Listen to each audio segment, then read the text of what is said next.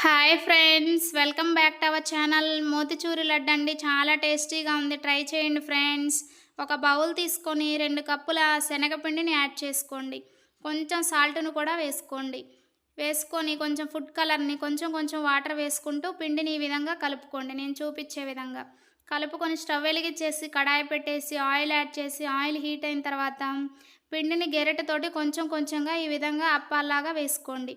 వేసుకొని ఫ్రై అయిన తర్వాత ఒక బౌల్లోకి తీసుకోండి.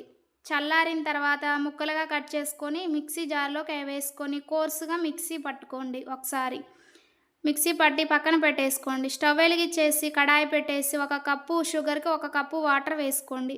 షుగర్ కరిగిన తర్వాత కొంచెం యాలకుల పౌడర్ని కొంచెం ఫుడ్ కలర్ను కూడా వేసుకొని ఒకసారి కలుపుకోండి.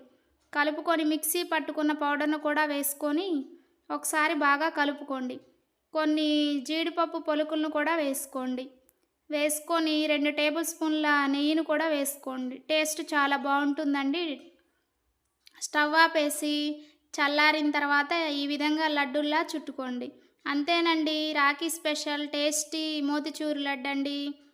ట్రై చేయండి friends. Thank you for watching.